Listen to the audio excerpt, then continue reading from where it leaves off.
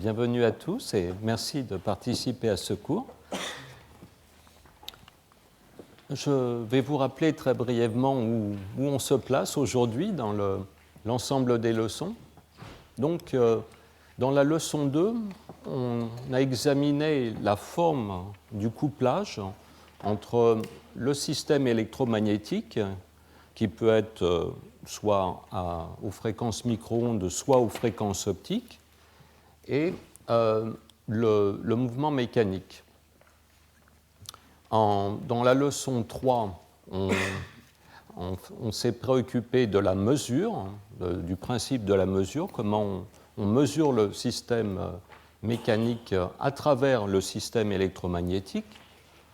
Et aujourd'hui, je vais aborder donc pour la première fois en détail le mécanisme du refroidissement de l'oscillateur mécanique par le forçage de la partie électromagnétique du système. Donc là, je vais utiliser finalement les deux ingrédients qu'on a analysés dans la leçon 2 et la leçon 3.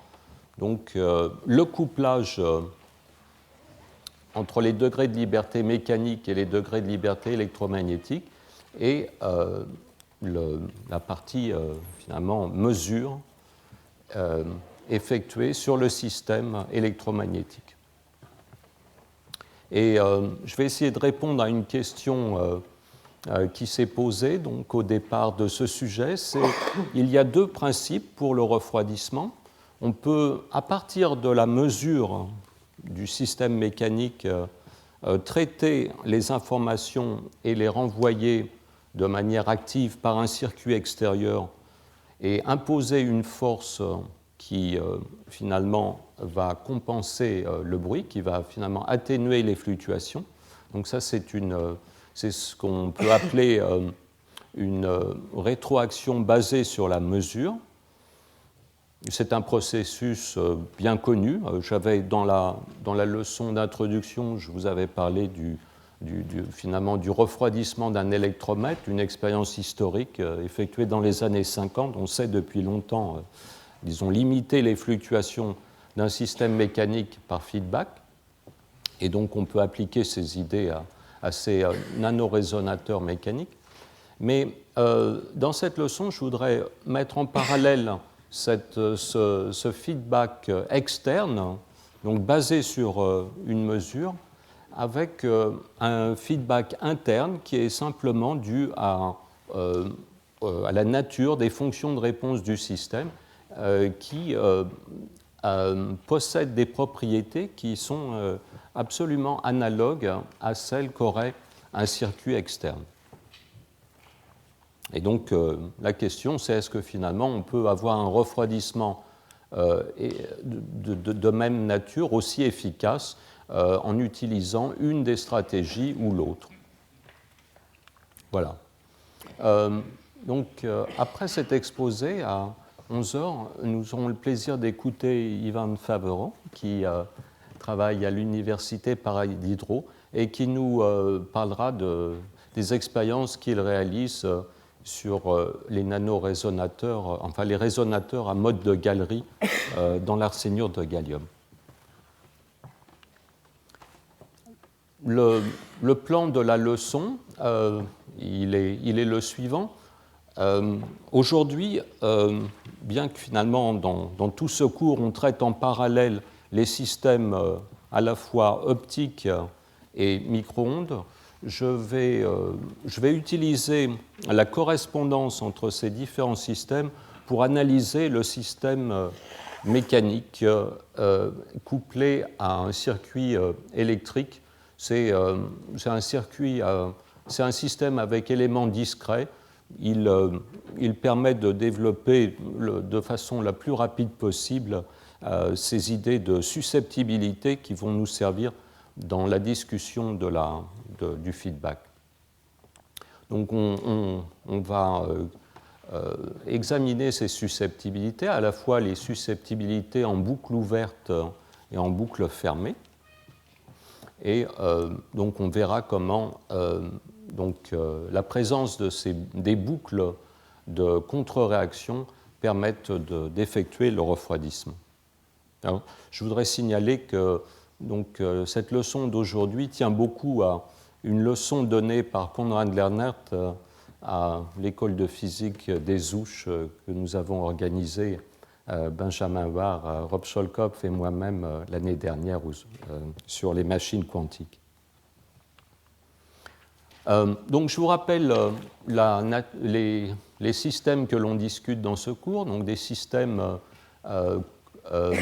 où un degré de liberté mécanique est couplé à un degré de liberté électromagnétique. Le système, disons, de micro-ondes est représenté ici. On a une capacité, une membrane qui forme une des plaques d'un condensateur qui est ici, qui résonne avec une inductance, qui est ce fil ici. Ça, c'est la partie électromagnétique. La partie mécanique, c'est la vibration de la membrane du condensateur. On peut avoir aussi des systèmes qui sont basés sur des modes de galerie optique dans ce tore. Ça, c'est la partie électromagnétique. La partie mécanique, c'est la vibration des rayons de cette roue. Enfin, on peut avoir un système qui est plutôt basé sur l'idée de guide d'onde, où ici, vous avez un résonateur qui est à la fois optique. Il y a une structure dans ce guide ici qui confine un mode optique et qui confine à la fois aussi un mode mécanique, un mode de vibration de cette petite poutre. Et la beauté de ce système, c'est que la longueur d'onde optique arrive à coïncider avec la longueur d'onde mécanique de la vibration de la poutre. Ce qui est possible du fait des vitesses, bien que les fréquences de vibration de ces deux modes, mécanique et électromagnétique, soient différentes par des ordres de grandeur, la vitesse de propagation du son et de la lumière sont aussi très différentes et les deux se compensent. Donc tous ces systèmes ont cette propriété remarquable qui sont régis par le même Hamiltonien, le même type de couplage. Et dans ce qui suit, je vais me limiter à la situation la plus simple où on considère un seul mode électromagnétique. Donc là, la situation est particulièrement claire dans ce cas où finalement on a un circuit LC. Donc ça, et on va se limiter aussi à un mode mécanique. Donc ici, ça sera le mode de vibration fondamentale de la capacité. Donc en se limitant, en faisant cette restriction, on arrive à ce schéma très simple. Donc le résonateur électromagnétique ici, c'est ce circuit LC. Le condensateur ici a une valeur qui dépend des fluctuations de position de la masse, ici, de la masse du résonateur mécanique, qui est couplé à un ressort de Raeder K. Donc on avait introduit déjà tous ces éléments, L et C pour le résonateur électrique et M et K pour le résonateur mécanique. L'amortissement du système électromagnétique est modélisé ici par cette résistance R, et le système est forcé par cette source de tension alternative ici. Du côté mécanique, la dissipation est modélisée ici par cet élément de valeur état qui correspond donc à un amortissement disons, proportionnel à la vitesse. Donc, voilà les différentes constantes des deux résonateurs. Donc, la fréquence du résonateur électrique, c'est ωe. on définit l'impédance ZE qui est donc donné par le rapport L sur C. Et le rapport entre cette impédance électrique et la résistance qui modélise la dissipation nous donne le facteur de qualité de ce résonateur électrique. Le facteur de qualité du résonateur mécanique, lui, s'obtient de la même façon en faisant le rapport entre l'impédance mécanique et le coefficient de friction. On introduit aussi ce taux de relaxation kappa du résonateur électrique et le taux de relaxation gamma du résonateur mécanique. Voilà, là j'ai fait le tour des différentes constantes dynamiques du système. Alors, dans cette leçon, on va s'intéresser à la susceptibilité de ce système. Et donc, il va y avoir en tout 4 susceptibilités, puisque finalement, on a 2 oscillateurs mécaniques et électriques. Chacun peut être excité. Et donc, on va exciter le côté électrique par des tensions alternatives. Et on va mesurer des courants ou des charges. Et du côté mécanique, on va imposer des forces. Là, la façon dont on peut imposer une force du côté mécanique, c'est en ayant, par exemple, on peut imaginer qu'on a une petite came, qui tourne et qui, disons, agite ce ressort, ce qui... En pratique, ce qui est très très difficile à réaliser, mais qui peut, cet élément ici peut symboliser un couplage de nature non électrique au degré de liberté mécanique. Par exemple, on peut avoir, comme nous l'a indiqué Olivier Arcizet la semaine dernière, on peut avoir par exemple un spin magnétique couplé à l'intérieur de la masse et finalement forcer la masse à travers son interaction magnétique. Voilà comment on peut imposer cette force extérieure, cette force sonde du côté mécanique. Du côté électrique, de la même façon que du côté mécanique, il va y avoir, en plus de la source de forçage qui va nous permettre d'effectuer la lecture du système électrique et aussi d'imposer une force de pression de radiation sur le système mécanique. Donc ça, le forçage est représenté par cette grande source de tension ici. On va avoir 2 autres sources. D'une part, la source de bruit associée à la résistance, par le théorème fluctuation-dissipation. Si vous avez de la dissipation, vous avez nécessairement du bruit en même temps.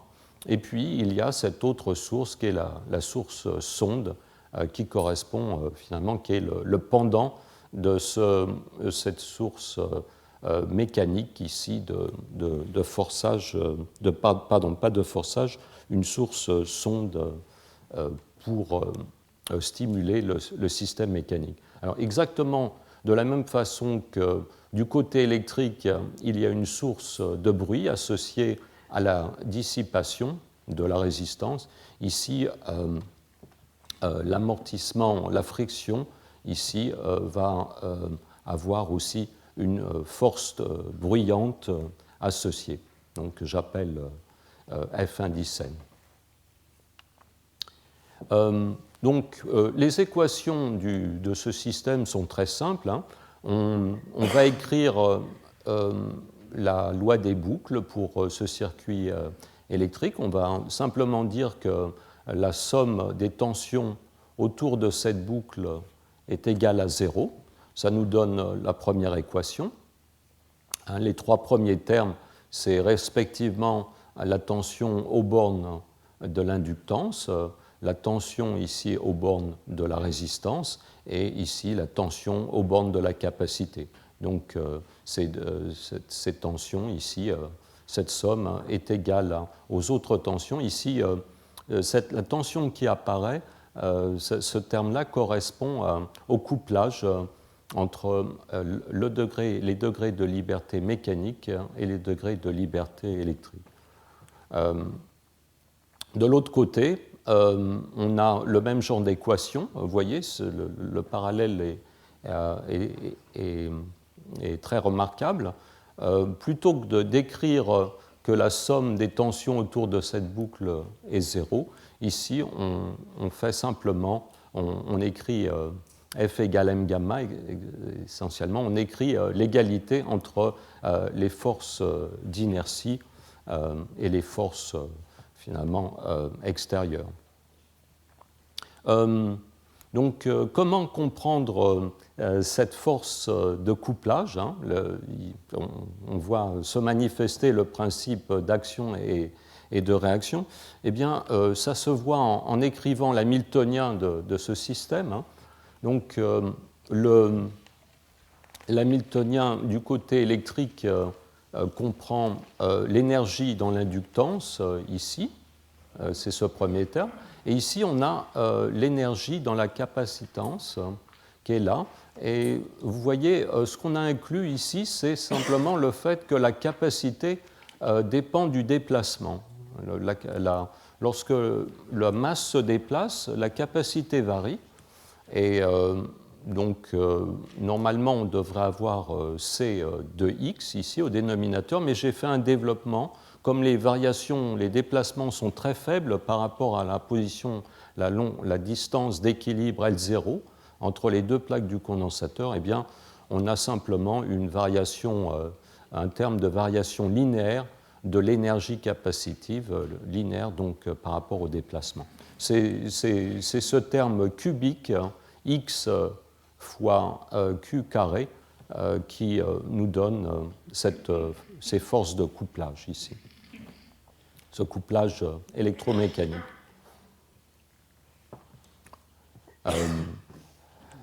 Alors, une petite remarque, donc une source ici qui va jouer un grand rôle, c'est cette source de forçage électrique qui nous sert à la fois pour la mesure finalement de la fréquence de résonance de ce circuit qui nous donne l'information sur la position du système mécanique.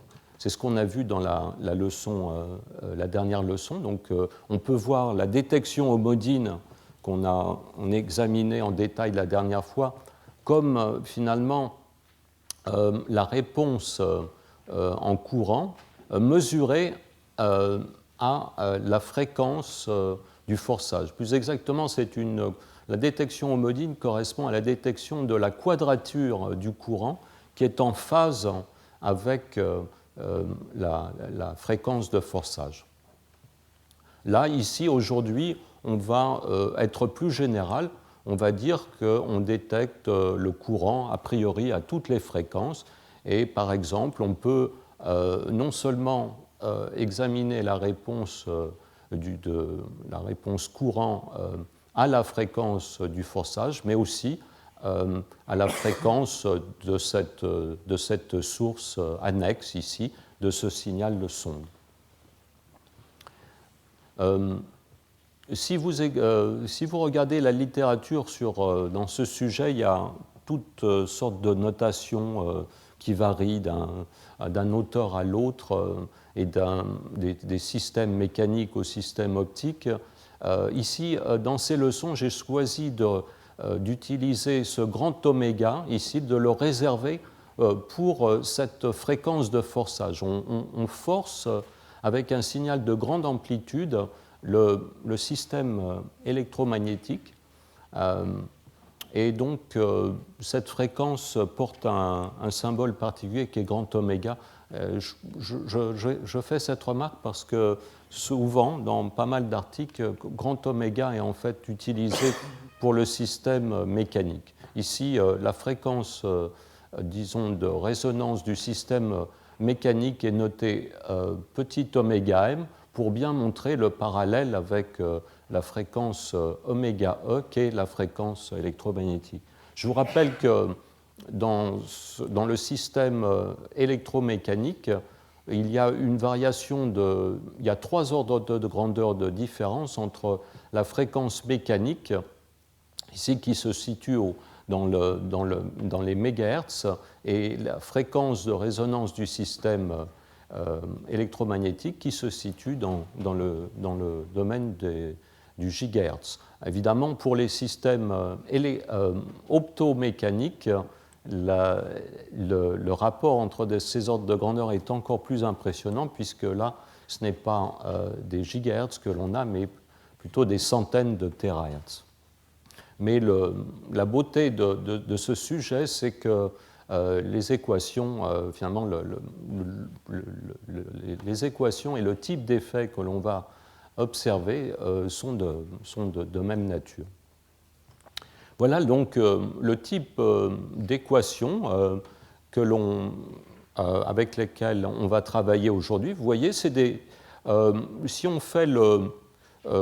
on examine ces équations, elles ne sont pas franchement très compliquées.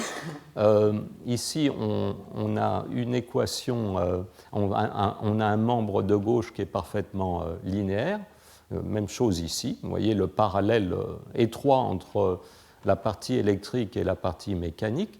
La seule complication de ce type d'équation couplée, c'est la présence de termes non linéaires. Ici, on a un terme croisé, xq, et puis ici, on a un terme q carré. Donc, on a finalement les variables du système, x et q, ici apparaissent au second degré dans ces membres de droit, et c'est finalement ce second degré dans ces équations qui va faire toute la richesse du système. C'est pas grand-chose, hein, c'est juste une petite variation par rapport à des équations d'oscillateurs très bien connues, juste un couplage non linéaire entre ces deux oscillateurs.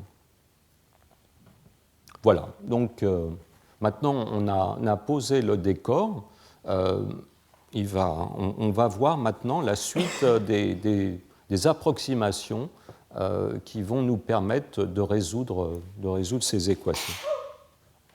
Alors, avant de regarder les approximations qu'on va faire pour résoudre le système, il faut bien comprendre ici qu'on a un système assez général, un système électromécanique couplé. Il y a, disons, 3 entrées en gros. Hein. On a 2 signaux sondes mécaniques et électromagnétiques, et puis on a une tension de forçage. Et le système répond en ayant finalement une trajectoire pour la position de la masse mécanique. On peut aussi parler de la dérivée de la position, la vitesse. Et le pendant de ces variables du côté électrique, c'est la charge sur le condensateur et le courant dans le circuit. Et pour l'instant, on parle d'un système ouvert ici. En fait, on peut fermer le système ça c'est ce qu'on pourrait appeler la rétroaction naïve. On peut se dire, on a une force parasite qui arrive sur le système, eh bien, on peut la compenser en ajoutant au système cette boucle de réaction. Donc, si on mesure la trajectoire x de t, qu'on utilise un amplificateur très peu bruyant, on peut examiner cette trajectoire et concevoir, à partir d'un point de consigne, finalement, une force dépendant du temps qui va exactement compenser la force parasite. Donc c'est le refroidissement dynamique par, disons, mesure et feedback extérieur. En pratique, il est très très difficile d'effectuer une telle boucle mécanique. Et en fait, on préfère passer par la voie électrique qui, elle, est beaucoup plus facile à manipuler. Je suis désolé, dans les notes que vous avez, qui sont imprimées à l'avance, il y a une erreur, il y a un trait qui vient de cette ligne ici. En fait, le feedback est purement électrique. Donc, ce feedback sur les degrés de liberté électromagnétique qui sont couplés au système mécanique, donc, ça a été réalisé pour la première fois donc, dans cette expérience du LKB, et l'analyse théorique, enfin les possibilités de refroidissement de cette boucle, les possibilités ultimes ont été analysées donc, dans cet autre article théorique qui, en fait, si vous disposez d'un amplificateur sans bruit, ce qui est maintenant tout à fait possible, du moins aux fréquences micro-ondes, donc c'est une question qu'on a examinée l'année dernière, eh bien, cette voie est tout à fait possible. On peut, avec un amplificateur, un système de traitement de données suffisamment peu bruyant, refroidir le système mécanique essentiellement proche du zéro absolu. En pratique, cette solution pose de nombreux problèmes techniques. Et ce n'est pas comme ça que, finalement, ces oscillateurs mécaniques ont été refroidis dans leur état fondamental. Mais nous allons voir que, en fait, le système électromécanique contient des ingrédients qui peuvent être utilisés pour effectuer l'analogue de cette boucle de réaction externe qui est conceptuellement plus facile à comprendre. Nous allons voir dans cette leçon comment les réponses du système électromécanique lui-même contiennent une partie qui finalement émule cette boucle. Donc l'idée du refroidissement, elle est très simple. Si cette boucle de contre-réaction a un gain négatif, donc en gros, si vous prenez la sortie, que vous l'amenez à l'entrée avec un signe moins, vous pouvez compenser les forces de bruit extérieures et donc introduire une dissipation artificielle. Cette dissipation artificielle a une certaine température. La température de cette dissipation artificielle est fixée par le bruit, la température de bruit de la chaîne d'amplification. Et donc, si vous avez un amplificateur qui fonctionne à la limite quantique, c'est-à-dire qui n'apporte pas de bruit au système, pas de bruit du tout au signal, eh bien, cette dissipation artificielle aura une température nulle, et donc vous pourrez refroidir le système dans son état fondamental. Nous allons voir comment réaliser ça en utilisant, en détournant les fonctions de réponse internes du système. Et c'est ce que je vous propose de regarder en détail dans cette leçon. Alors, pour comprendre comment ce feedback interne fonctionne, donc ce feedback autonome fonctionne, il y a un certain nombre d'étapes de calcul à examiner de près. Alors, la première étape, c'est la suivante. Donc, le forçage électrique se fait avec un signal de grande amplitude qui va contenir un très grand nombre de photons, et il est légitime de développer la charge résultante de ce forçage autour d'une valeur d'équilibre. C'est une valeur d'équilibre dynamique, c'est une valeur oscillante au cours du temps, mais parfaitement déterministe. Donc c'est ce que j'appelle ici Q indice D. Ça va être la valeur de la charge sur le condensateur qui résulte du forçage et qui ne tient pas compte des déviations qui sont dues par exemple, à la source de bruit ou à la source sonde externe. Donc je vais faire un développement au premier ordre à partir de ces fluctuations par rapport au signal déterministe. Et c'est tout à fait légitime parce que, comme je le dis, ce signal de forçage est intense, il est très grand, il contient un très grand nombre de quanta, et les fluctuations par rapport à cette valeur déterministe, elles ne contiennent que très peu de quanta. On va de toute façon se placer au voisinage de l'état fondamental, et donc on aura quelques quanta d'excitation, donc ce développement est légitime. On fait la même chose du côté mécanique. Là, c'est peut-être pas aussi profond. Ce qu'on va simplement éliminer du côté mécanique, c'est le déplacement statique qui est dû simplement au fait que, puisqu'on met de l'énergie dans le condensateur, il a tendance à se rétrécir. Il a tendance à se rétrécir de manière statique. Et donc, lorsqu'on force la partie électrique, eh bien, il y a un petit déplacement de la valeur d'équilibre de la masse, et on va soustraire cette valeur d'équilibre simplement de la variable x. Donc, ce que j'appelle delta x de t, c'est simplement qu'on a soustrait cette partie continue, qui est, elle, beaucoup plus triviale que cette partie oscillante déterministe du côté électrique.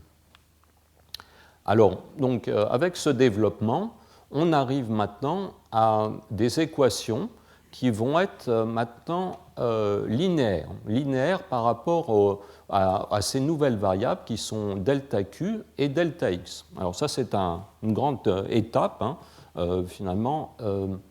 On a maintenant des équations linéaires couplées, mais qui sont hautement non triviales, puisque le couplage dépend du temps. Donc ça, c'est ce qu'on appelle des oscillateurs paramétriques. Le couplage entre ces deux oscillateurs varie de manière... c'est une variation à un forçage paramétrique. Donc c'est des systèmes qui sont des équations linéaires, mais quand même dépendant du temps de manière non triviale. À ce stade, un mathématicien dirait le problème est complètement résolu parce que donc des équations linéaires du second degré dépendant du temps de cette façon, c'est un système complètement soluble. Mais enfin, si on écrivait la solution générale de ce système, ça ne nous éclairerait pas exactement sur ce qu'il fait. Et on va quand même ici effectuer un certain nombre d'approximations qui sont très légères, mais qui vont nous permettre de comprendre qu'est-ce qui se passe dans ce système. Je le répète, avec ce développement ici autour de la valeur d'équilibre du système, de la valeur dynamique d'équilibre du système, eh bien, on a un système qui est maintenant mathématiquement soluble. Ce qui fait l'intérêt de ce sujet. On peut parfaitement tout comprendre en détail. Alors, pour comprendre ce que réalisent ces deux équations couplées ici, on va d'abord passer en variable réduite, sans dimension.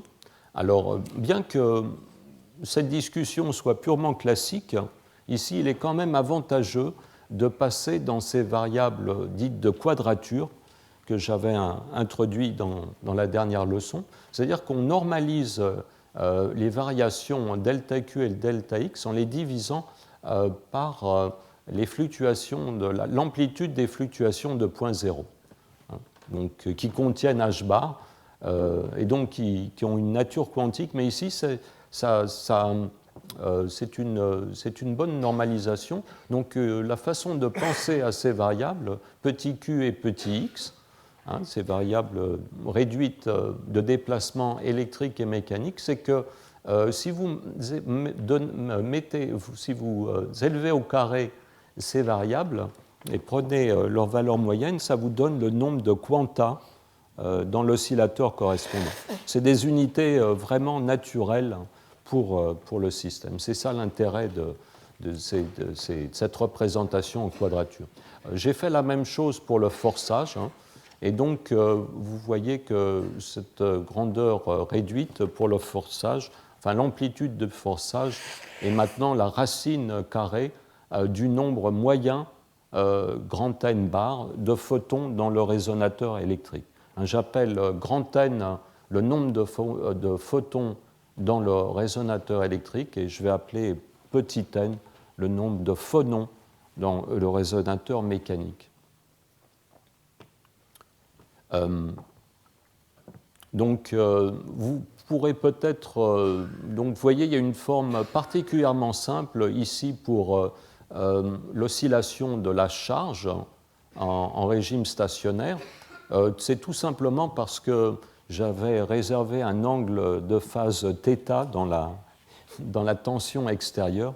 Et donc, je me débrouille ici pour changer l'origine des temps pour que la forme ici de l'oscillation en charge ait cette forme particulièrement simple. C'est un truc que l'on peut toujours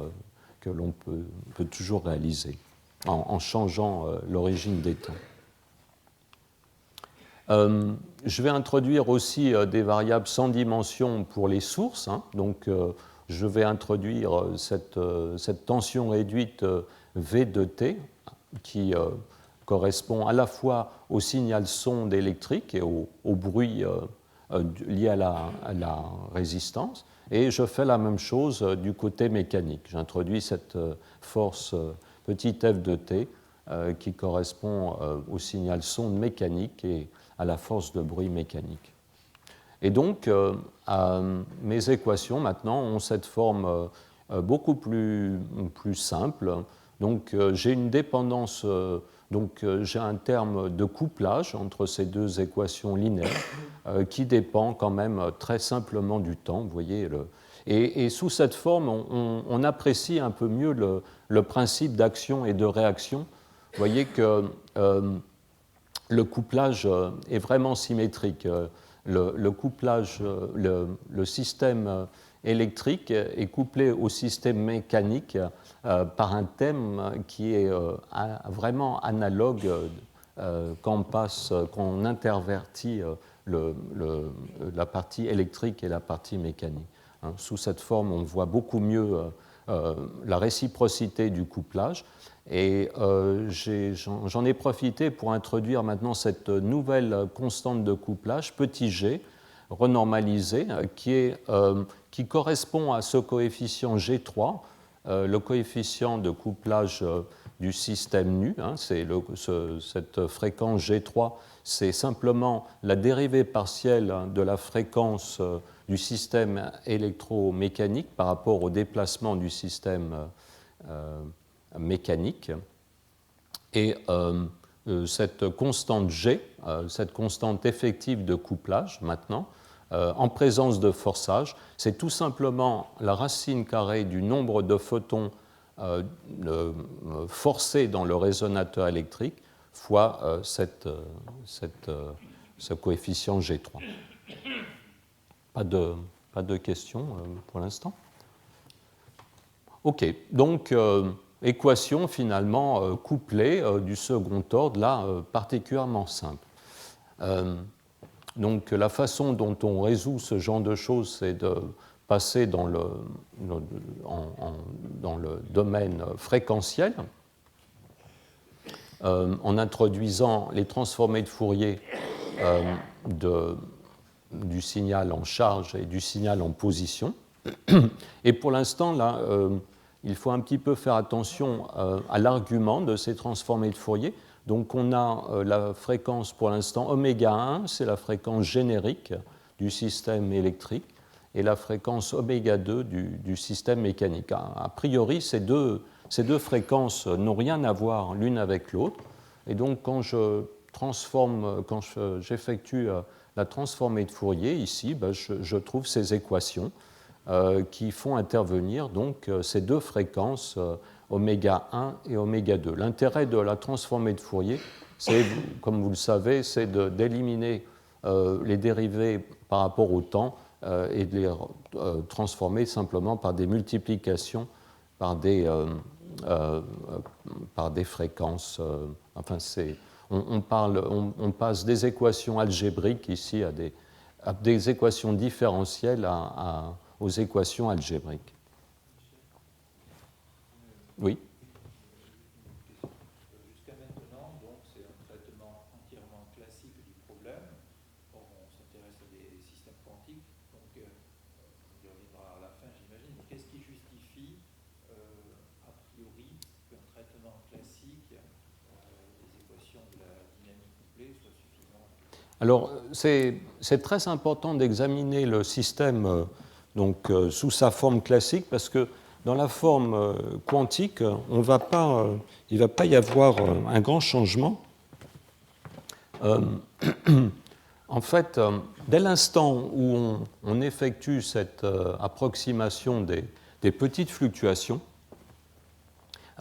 les équations classiques ou les équations quantiques sont essentiellement les mêmes. C'est-à-dire qu'on verra ça dans la leçon la prochaine fois, mais essentiellement, quantiquement, ces transformés de Fourier sont tout simplement remplacés par des opérateurs, mais des opérateurs pour lesquels on connaît, exactement comme dans le cas classique, on connaît la statistique parfaitement. Donc en fait, c'est très intéressant de regarder le refroidissement sous l'angle purement classique à partir de ces équations, parce qu'il va y avoir très très peu de choses qui vont changer dans le traitement quantique.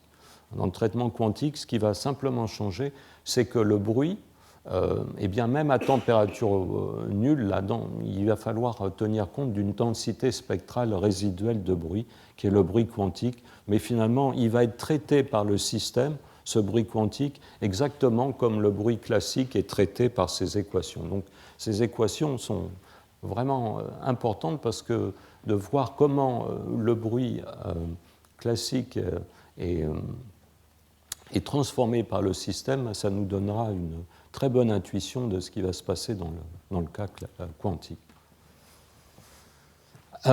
Alors, ces équations semblent un peu quand même abstraites à ce niveau-là.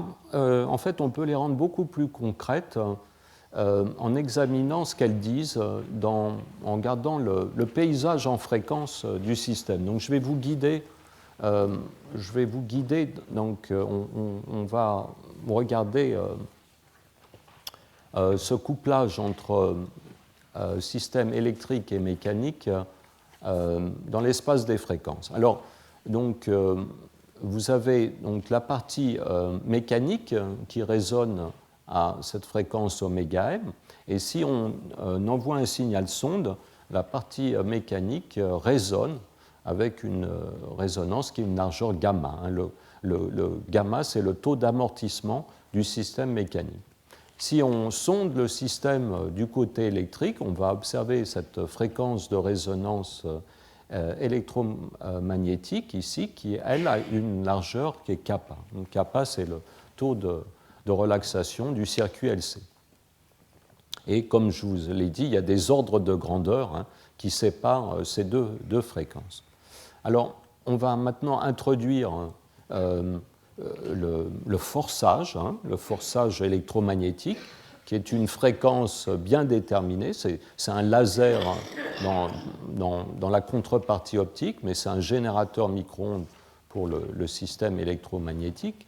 Et d'une manière générale, on va appeler grand delta le décalage en fréquence entre le forçage et la fréquence de résonance. En général, comme vous allez le voir, il est intéressant de ne pas forcer le système exactement à sa fréquence de résonance.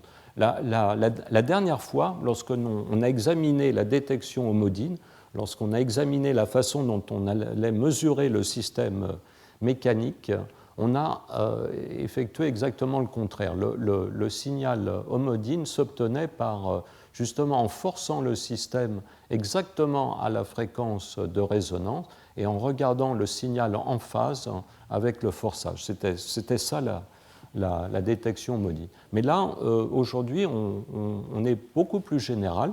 Hein, on considère qu'on irradie le système à une fréquence qui est décalée par rapport à la fréquence de résonance. Elle n'est pas décalée par des ordres de grandeur, hein, elle reste dans le voisinage de la fréquence de résonance, mais a priori, elle est différente. Donc c'est ça, j'introduis donc ce décalage en fréquence delta. Maintenant, on va venir sonder, on imagine qu'on vient sonder le système mécanique par une fréquence, et là, je l'appelle, ici, je l'appelle oméga 0. Hein, j'avais appelé ces fréquences générales oméga 1 et oméga 2, mais là, je considère une fréquence sonde mécanique bien particulière, oméga 0, et elle peut parcourir cette fréquence tout le spectre mécanique, hein, toute la partie du spectre mécanique. Et en particulier, le bruit mécanique, hein, le bruit de l'environnement du système mécanique, qui envoie des photons parasites exciter le résonateur mécanique, on peut se le représenter comme une série de telles fréquences, telles que cette fréquence oméga 0. Alors, le système étant non linéaire, mélangeant de manière non linéaire les différentes fréquences, eh bien, si vous voulez, c'est cette partie ici dans les équations. Hein. Vous avez le fait que le couplage dépend du temps dans ce système d'équations non linéaires, ça nous donne des couplages entre des fréquences différentes. Eh bien, ça va impliquer qu'il va y avoir des bandes latérales de part et d'autre de la fréquence de forçage. C'est-à-dire qu'il y a des fréquences images, cette fréquence sonde à oméga 0 se retrouve ici de part et d'autre du signal de forçage. Et donc vous avez la bande latérale bleue qui va correspondre à la fréquence oméga plus et la bande latérale rouge qui correspond à la fréquence oméga moins. D'une manière générale, il pourrait y avoir des bandes de rang supérieur, mais ici on linéarise, on considère que le système est très proche de ce point de linéarisation et donc on a besoin de considérer que ces deux bandes latérales seulement. Voilà. En déplaçant la fréquence de forçage, on va déplacer ces bandes latérales et on peut arriver à deux coïncidences possibles.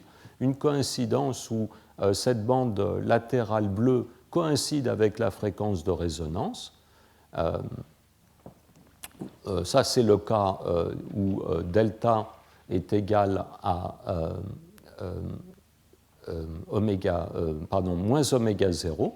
Mais on peut avoir aussi coïncidence de cette bande latérale rouge avec la fréquence électrique. On ne sait pas cette coïncidence, nous verrons qu'elle a un effet très différent de cette autre coïncidence ici qui va nous servir plutôt pour le refroidissement. Oui.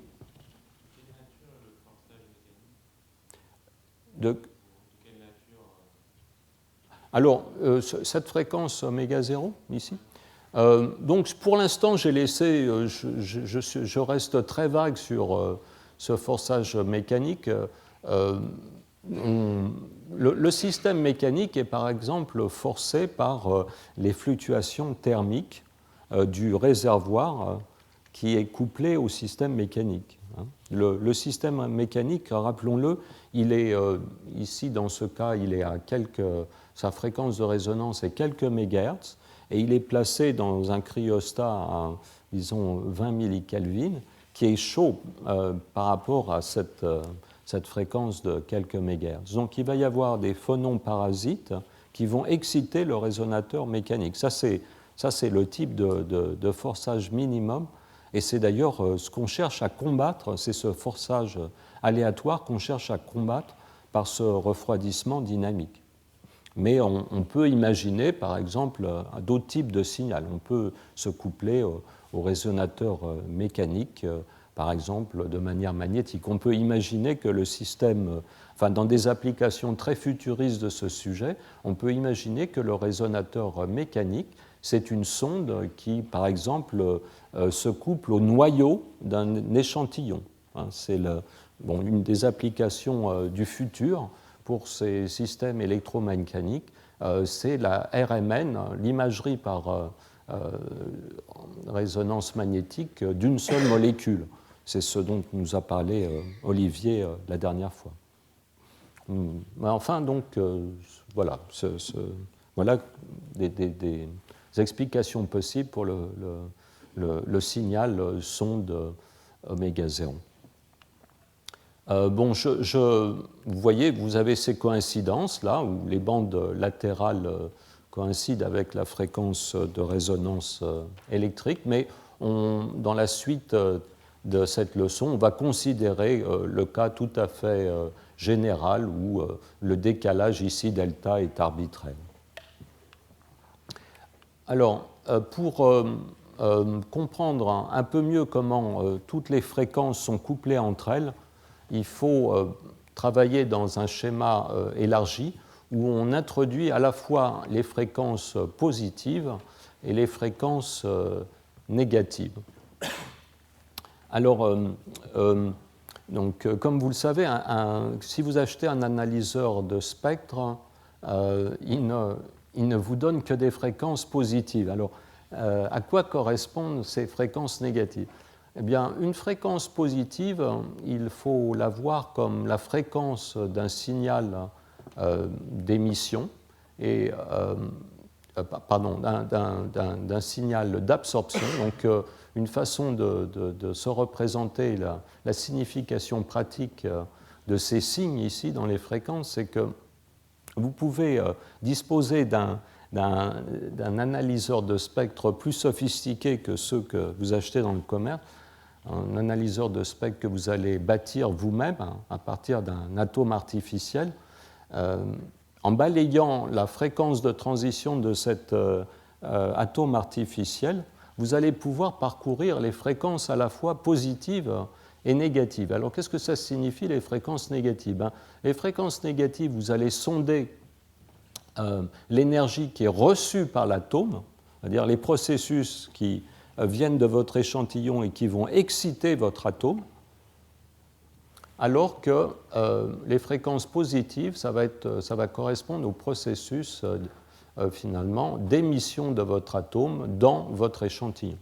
Donc quantiquement, les processus d'absorption et d'émission ne sont pas symétriques et vous pouvez donc distinguer la partie positive et négative du spectre. Dans un système d'analyse en fréquence classique, qui ne contient pas d'atomes contrôlables, en fait, les fréquences positives et négatives sont rabattues l'une sur l'autre et vous ne pouvez pas distinguer les processus d'émission et d'absorption. Mais ici, vous allez voir, c'est commode de développer le spectre et ça permet de comprendre exactement les couplages entre les différents termes. C'est-à-dire que cette fréquence de forçage, ici, oméga, couple en fait trois fréquences. Elle couple la fréquence oméga 0, ici avec la bande latérale oméga plus, et elle couple en même temps oméga 0 avec la bande latérale moins oméga moins. Il y a un schéma parallèle où c'est la fréquence moins oméga 0 qui est couplée avec cette bande latérale oméga moins et avec la fréquence moins oméga plus. Donc c'est ça que le couplage non linéaire, finalement, nous recable ensemble, nous regroupe ensemble trois fréquences. Donc trois fréquences qui sont a priori indépendantes sont couplées par le couplage non linéaire. Mais il n'y a ni plus ni moins de couplage. Disons, on n'a pas besoin de se soucier de plus de termes, c'est-à-dire que vous pouvez complètement décrire la dynamique du système, dans le cas tout à fait général, en traitant trois équations couplées pour la fréquence oméga 0, la fréquence oméga plus et la fréquence oméga moins. Les trois autres fréquences ici vont être traitées en parallèle par vos équations. Donc voilà comment on va arriver au schéma final. Et je vous rappelle que ce qui est au centre de ce spectre ici, c'est les degrés de liberté mécanique. Hein, toutes les fréquences que vous rencontrez ici, c'est des fréquences qui caractérisent la dynamique du système mécanique. Et les fréquences sur le côté, ici, c'est degrés de liberté électrique. Voilà. Donc, en sélectionnant les fréquences qui sont en communication les unes avec les autres par les flèches rouges, hein, qui correspondent à l'irradiation du forçage électrique, vous arrivez à ces trois équations algébriques couplées, qui en fait ne dépendent véritablement que de la fréquence oméga 0, puisque oméga plus et moins ne sont que finalement des décalages de cette fréquence oméga 0. Voilà. Donc, on a réduit une dynamique relativement complexe à un système d'équations algébriques qui ne dépendent finalement que d'une seule fréquence, qui est la fréquence sonde mécanique. Et je vous le rappelle, donc, la richesse de ce système, c'est qu'on va être capable de faire varier la fréquence de forçage grand oméga et d'induire un certain nombre de coïncidences où ces bandes latérales vont résonner avec la fréquence centrale du système électrique. Alors, sous cette forme-là, les équations sont en fait beaucoup plus digestes. Hein. La boîte bleue qui caractérisait finalement la réponse du système électromécanique, maintenant ça a une forme plus sympathique, on va dire. Donc vous avez vous pouvez entrer dans le système par cette force à la fréquence oméga 0. En même temps, vous pouvez aussi entrer par cette tension alternative aux fréquences oméga plus et moins oméga moins. Et c'est là où on voit la contre-réaction interne du système. Donc, vous passez des tensions ici aux charges par cette susceptibilité QQ, qui est la susceptibilité électrique du système. Vous voyez, c'est la réponse d'un circuit LC essentiellement.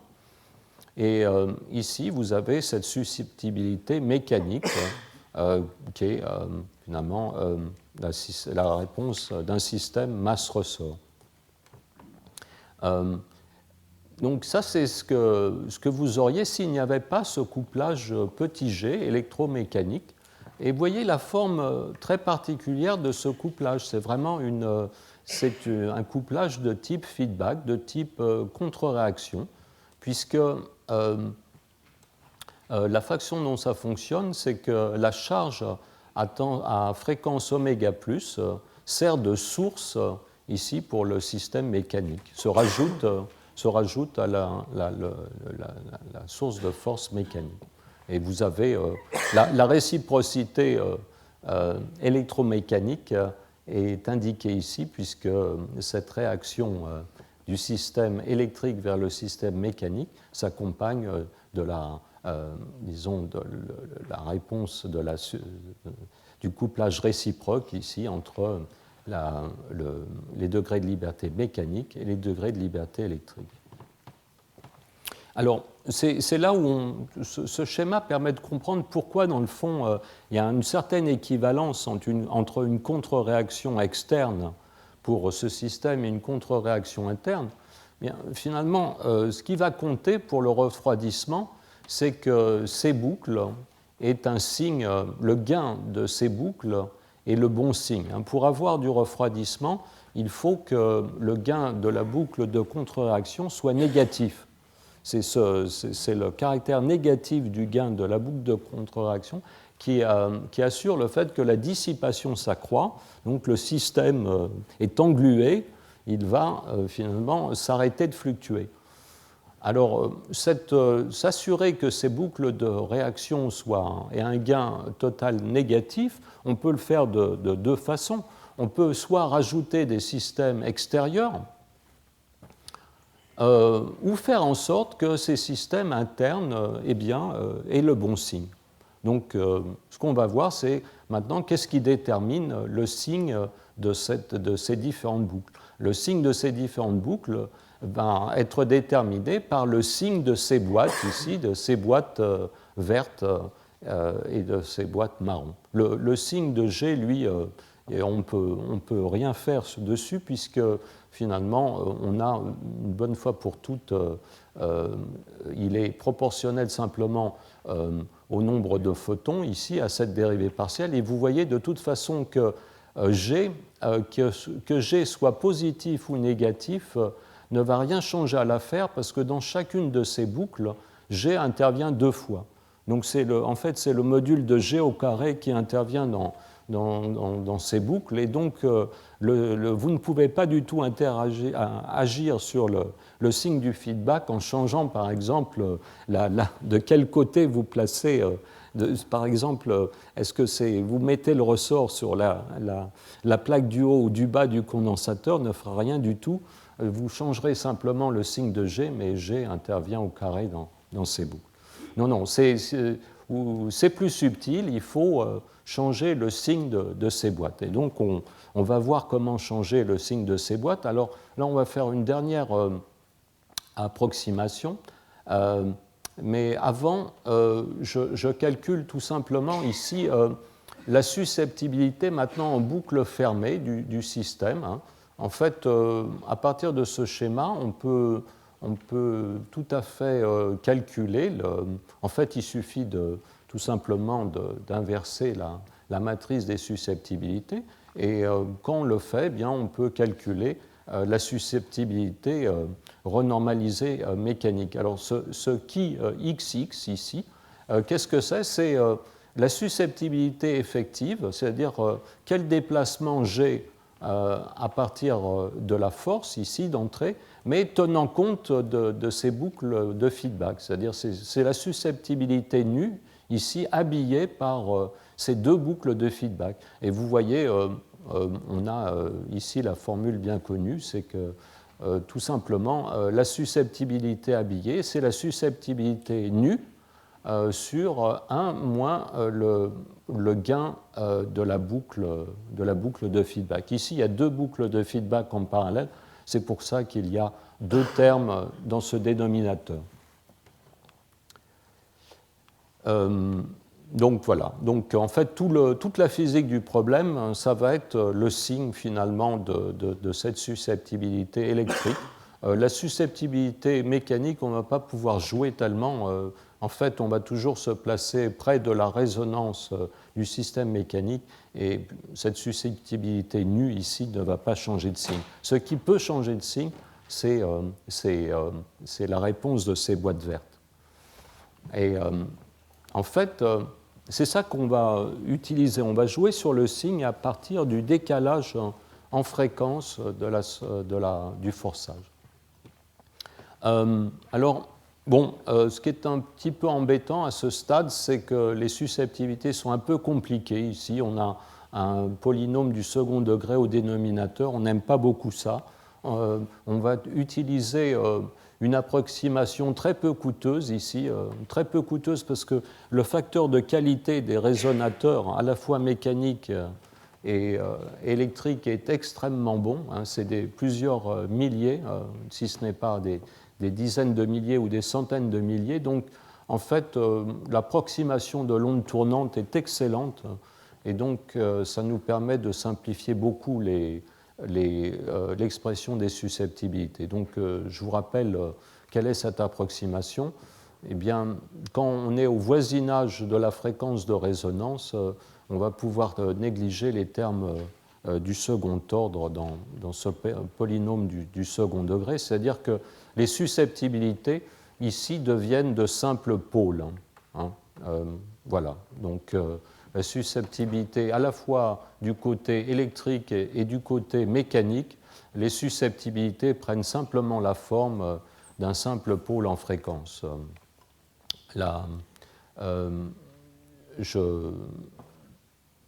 Voilà l'expression générale pour la susceptibilité. Je la fais apparaître. Donc oméga, là, c'est une fréquence générique qui intervient dans la susceptibilité.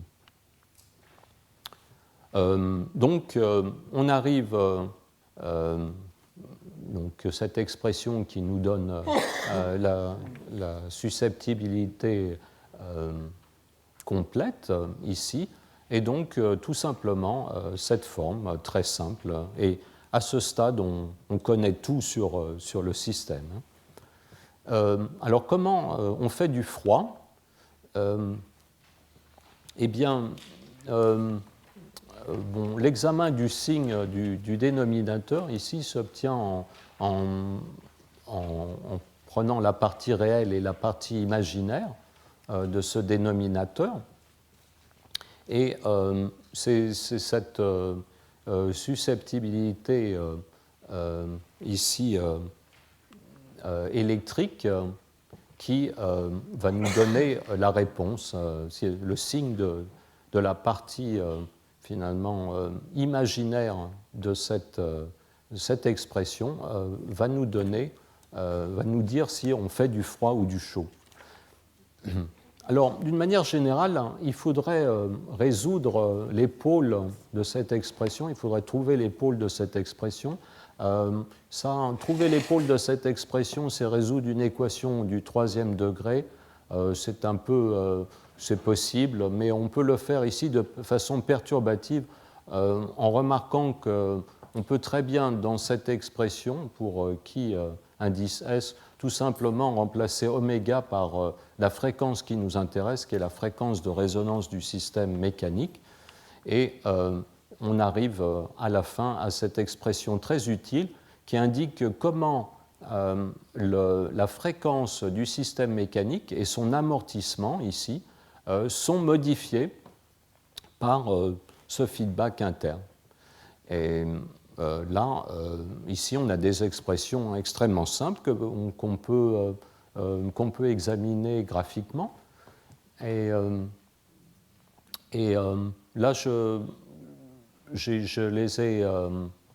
Voilà ces expressions. Dans le cas où on a des bandes latérales résolues, ce cas est obtenu quand la fréquence mécanique est très supérieure à la largeur, le taux d'amortissement du système électrique. Et là, au contraire, c'est le cas inverse où la fréquence mécanique est inférieure au taux d'amortissement du système électrique. Alors, ce qu'il faut regarder sur ces courbes, ce qui est spectaculaire, c'est la partie en fait en pointillé qui nous donne l'amortissement. La partie en trait plein, c'est le décalage en fréquence. Alors, ce décalage en fréquence porte le nom c'est le ressort optique. Lorsque vous irradiez ce système, lorsque vous forcez électromagnétiquement ce système, eh bien, c'est comme si vous rajoutiez un ressort spécial sur le système mécanique, et la force de ce ressort modifie la fréquence de résonance mécanique. Et vous pouvez agir sur cette variation à partir de votre décalage en fréquence du forçage. Ici, ce que vous avez en abscisse, c'est le décalage en forçage de la fréquence de résonance du forçage. Le cas qui va correspondre au refroidissement, c'est celui-là. C'est le cas où vous avez décalé votre fréquence de forçage vers la droite et à une valeur qui est exactement, qui fait coïncider la bande latérale bleue du forçage avec la résonance électromagnétique du système. Et c'est là où vous voyez l'amortissement ici s'accroît. Donc vous avez un système qui a plus d'amortissement, c'est l'amortissement induit par c'est l'amortissement du système mécanique induit par le forçage électrique. Ça, c'est un effet très précieux. C'est le refroidissement dynamique du système mécanique. C'est un type de refroidissement tout à fait analogue au refroidissement, par exemple, des ions piégés en physique atomique. Lorsque les bandes latérales ne sont pas résolues, vous voyez, le phénomène est un peu moins spectaculaire parce que vous avez ces deux bosses ici, la bosse correspondant au l'amortissement ici et la bosse correspondant plutôt à l'amplification, puisque ici l'amortissement devient négatif, donc vous diminuez l'amortissement du système mécanique, ont tendance à coalescer et donc à se mélanger un peu. Il est clair que le refroidissement est plus efficace dans ce régime que dans celui-là, parce que ici vous amplifiez et vous refroidissez un peu en même temps. Ici, vous avez bien séparé refroidissement de l'amplification. Voilà, j'arrive à la fin de cette leçon. Alors, finalement, ces équations classiques, qu'est-ce qu'elles nous apprennent? Eh bien, elles nous apprennent que quand vous avez des systèmes comme ça couplés, des résonateurs couplés de cette façon paramétrique, ici, très précieuse, eh bien, vous avez une espèce de transposition de la dissipation.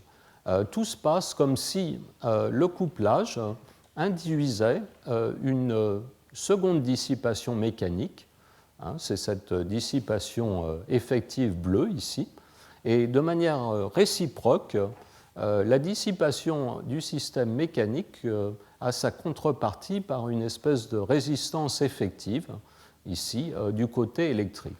Alors, le fait que, finalement, on ait transporté la dissipation d'une partie du système à l'autre, ça ne serait pas spécialement puissant. C'est très puissant quand du fait que les fréquences de résonance de ces deux systèmes sont différentes par des ordres de grandeur. En effet, cette dissipation rajoutée du côté mécanique, ce n'est pas n'importe quelle dissipation, c'est une dissipation très froide. En fait, sa température effective, c'est la température de cette résistance ici, divisée par le rapport des fréquences.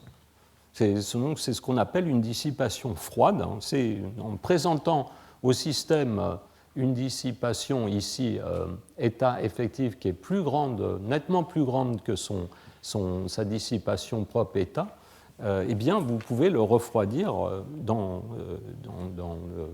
très proche du zéro absolu, vu ce rapport énorme de fréquences. De l'autre côté, c'est exactement le contraire. Hein. Cette dissipation supplémentaire du côté électrique, elle est très chaude, puisque finalement, là, le rapport de fréquence joue en sens inverse. Mais ce n'est pas très grave si on a pris le soin de faire dominer la dissipation de ce côté-là par la dissipation propre du système. Donc, c'est une espèce de système de réfrigération qu'on a construit. Hein. Une façon de voir la chose, c'est que cette contre-réaction interne dans le cas qu'on vient d'examiner, ou externe si vous disposez d'un très bon amplificateur, finalement c'est une transposition de la friction. Donc quand vous transposez la friction d'un domaine de fréquence à un autre, vous pouvez bénéficier de ce système d'amortissement froid et donc de mettre le système dans l'état fondamental. Alors donc j'ai terminé, j'arrive juste à ce dernier point, donc c'est ce qui tracassait Daniel, c'est comment tout ça fonctionne dans le régime quantique. C'est-à-dire que pour l'instant, les équations sont purement classiques, les bruits sont classiques, comment finalement les choses sont modifiées quand on traite quantiquement le système. Alors là, on a fait jusqu'à présent pas mal d'efforts, on a examiné beaucoup d'équations, mais on va se rattraper la fois prochaine parce que finalement on verra qu'avec notre investissement, on va rentabiliser notre investissement. Il va y avoir très peu de choses à ajouter pour traiter le système purement quantiquement et comprendre justement cette limite, la limite quantique où le bruit de la dissipation ici est essentiellement le bruit de point zéro.